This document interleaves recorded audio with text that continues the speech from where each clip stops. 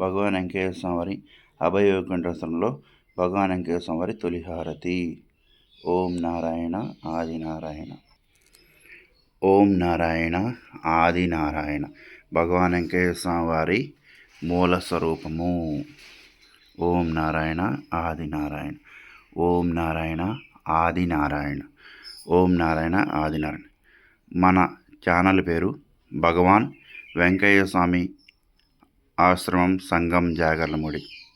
Subscribe చేయండి, like and share చేయండి. ఓం నారాయణ ఆదినారాయణ. భగవాన్ వెంకయ్య స్వామి వారి లీల వివరించుకుందాం. ఓం నారాయణ ఆదినారాయణ. ఓం నారాయణ ఆదినారాయణ. నారాయణ రెడ్డి గారి తల్లి తులసమ్మ గారు నరసమ్మ గారికి ఇలా చెప్తున్నారు. ఒకసారి నారాయణ రెడ్డికి కడుపులో నొప్పి వచ్చి ఎంతోమంది డాక్టర్లు చూపించినా ఎన్ని చోట్ల తిప్పినా ఆయనకి నొప్పి తగ్గలేదు. కడుపు నొప్పి తగ్గలేదు. చాలా విపరీతం బాధగా ఉండేది. అయితే ఎవరో చెప్పగా నారాయణ రెడ్డి భగవాన్ వెంకయ్య స్వామి సన్నిధానానికి వచ్చాడు. వచ్చిన తర్వాత కాస్త తగ్గింది, మరలా వస్తూనే ఉంది. అయితే ఇదేంటి నా పరిస్థితి, తగ్గుతుంది వస్తుందని ఆదినారాయణ రెడ్డి అనుకుంటున్నారు.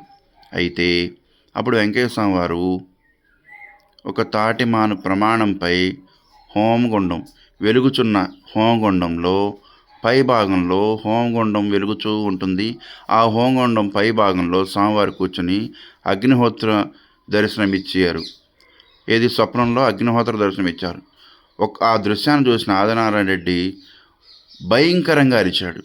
ఆ అరుపుకి పక్కనున్న వారు తోటి వారు లేచి అతన్ని స్థిమితపరిచి కూర్చోబెట్టారు. అప్పటితో ఆదినారాయణ రెడ్డి గారికి ఉన్న ఆ కడుపు నొప్పి 3 వంతులు తగ్గిపోయింది. అంటే ఇక్కడ స్వామివారు చూడండి, స్వప్న దర్శనం ద్వారా కూడా మన రోగాలను తీసేస్తున్నారు.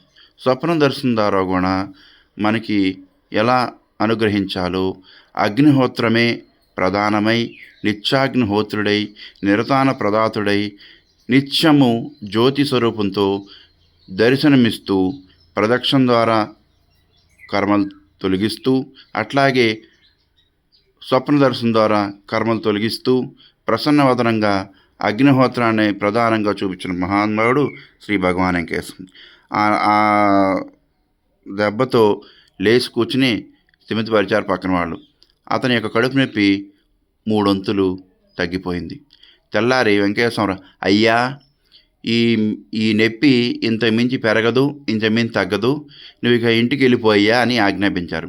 అతడు అట్టాగే ఇంటికి వెళ్ళిపోయాడని చెప్పి తులసమ్మ గారు ఇక్కడ నరసమ్మ గారికి చెప్పింది. అంటే ఇక్కడ భగవాన్ వెంకయ్య స్వామి వారు ప్రతినిత్యము తమ భక్తుల్ని కనుగుడ్డుని రెప్ప ఎలా కాపాడుతుందో అంతకంటే ఎక్కువగా తమ భక్తులని, తను నమ్ముకున్న వారిని భగవాన్ వెంకయ్య స్వామి వారు అగ్నిహోత్రమే ప్రధానమై నిత్య సత్య స్వరూపుడై మరి ఆ పరంధాముడే భగవాన్ వెంకయ్య స్వామిగా ఈ భూలోకంలో నరజన్మతో అవతరించి ప్రతి వాళ్ళ యొక్క కష్టాలని తొలగిస్తూ మానవత్వాన్ని చాటుతూ ఆకలైన వారికి అన్నం పెడుతూ ఆపదలు అర్హుణ్ణి ఆదుకుంటూ ఒక స్థాయి తీసుకొచ్చిన మహానుభావుడు. అందుకే అగ్నిహోత్రం ప్రధానమైంది, అన్నదానం నిత్యమైంది. అందుకే భగవాన్ వెంకయ్య స్వామి దారంలో సూక్ష్మ రూపంలో ఉండి ప్రతి భక్తుల్ని మరి చిన్నప్పుడు తల్లిదండ్రులు చేయబట్టి నడిపించినట్టు అక్కడ నడిపిస్తూ వారి యొక్క స్థితిగతులను మారుస్తూ కర్మలు తొలగిస్తూ నేనున్నాను అని ధైర్యాన్ని ఇచ్చిన మహానుభావుడు. ఇక్కడ మనం తెలుసుకోవాల్సింది ఏంటంటే పరమాత్ముడిని ఏమరపాటు లేకుండా మనం నమ్ముకొని చేసుకోవటమే మన ధర్మం. ఓం నారాయణాదన. అందుకనే తులసమ్మ గారు నరసమ్మ గారికి ఇలా చెప్పింది. స్వామివారి యొక్క స్వప్న దర్శనంతోనే, ఆ స్వప్న దర్శనం ఎలా ఇచ్చారు, వెలుగుచున్న హోమగుండంలో పై భాగంపై కూర్చుని దర్శనమేయంగానే ఆదినారాయణ రెడ్డి భయంతో ఆ దృశ్యాన్ని భయంకరంగా అరిచాడు. ఆ అరుపులోనే అతని యొక్క అనారోగ్యం 3 వంతులు తగ్గిపోయిందని చెప్పి మరి తులసమ్మ గారు నరసమ్మ గారు చెప్పడం జరిగింది. అంటే ఇక్కడ తెలుసుకోవాల్సింది ఏంటంటే మనం పరమాత్ముడిని నమ్ముకుందాం, పరమాత్ముడి ఆచరించిన మార్గాన్ని మనం ప్రయత్నం చేద్దాం.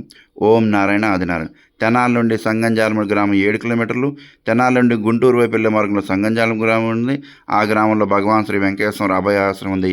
అభయ ఆశ్రమంలో స్వామివారి యొక్క తొలి హారతి, అట్లాగే మూల స్వరూపంతో కూడిన స్వామివారి యొక్క మహిమలతో కూడిన మూల స్వరూపాన్ని పెడుతున్నాం. అది మీరందరూ స్వామివారిని దర్శించి అనుగ్రహాన్ని పొంద ప్రార్థన. ఓం నారాయణ ఆదినారాయణ. మీ గంగాధర స్వామి.